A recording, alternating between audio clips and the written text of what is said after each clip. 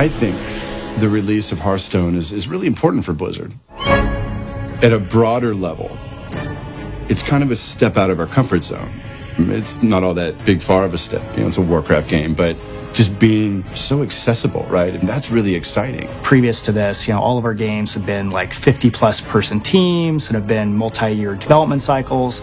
And we really wanted to see, could we make a game that lived up to our Epic standards, but is much smaller in scope? We're loosening up a little bit, and we're developing, you could say, at a smaller scale, but at the same level of quality, the same level of investment, the same level of passion. And what we really wanted to prove to ourselves was that we could still kind of go back to that old garage programmer days of a small team accomplishing something really fun.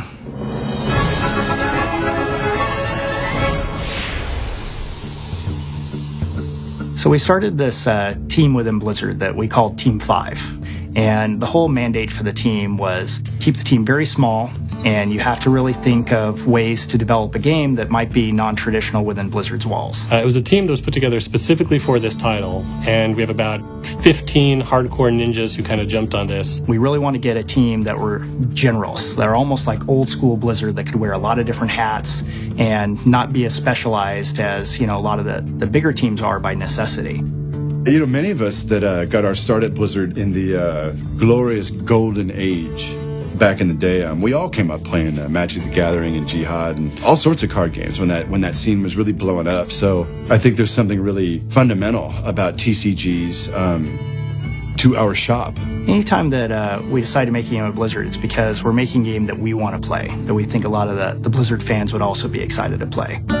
We're busy tonight, but there's always a spot for one more. It's quick and easy to learn. Here, let me show you. Hearthstone is a easy, accessible game where it's like playing as one of 9 heroes in the Warcraft universe, and it's essentially a collectible strategy game. One of the most exciting things about Hearthstone is how easy it is to get in and play it. It's a game that within 5 minutes of jumping into the experience, you'll know exactly how to play, and you can be having fun in that time. Your soul shall be mine! Victory or death! If you're coming to Blizzard for the first time, this is a game that's for you. If you've been playing Blizzard games for a while now, whether you played World of Warcraft or you played Warcraft back in the day, I think you'll still sort of recognize a lot of the really cool spell effects, really cool class mechanics, things that you kind of really came to love in previous titles that we've released. It's not only a really fun, gameplay in and of itself, but it just offers that window into the characters and the lands and the depth of what Warcraft is. You can put together your deck, play a game, takes 10 minutes, and then you're out. Really fun. Ah, this is my favorite way to play. So the first of the 3 ways to play Hearthstone is play mode. And play mode is sort of our base way to play. You go online, you play against another randomly match-made player, and then you can earn medals or packs of cards by playing. After you play games against opponents online, you'll see new card packs show up, and as you open them, you'll get new minions, new spells, and abilities that let you expand your overall collection and types of strategies you can play. How you're building these cards that you're playing against other players with is in a collection manager where you have a huge collection of cards and you're building different cards. I'm putting weapons in, I'm putting abilities in, I'm putting different minions in, and I'm building a powerful deck that I can use to crush my opponent.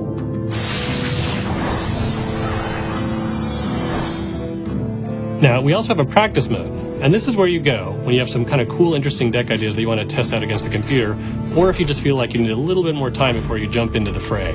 And the idea here is you take whatever that deck is to play against the normal AI, and you kind of walk you through the paces of how to play very competitively. When you're ready for it, we also have an expert AI, where the real challenge is waiting for you. The third mode is called the Forge.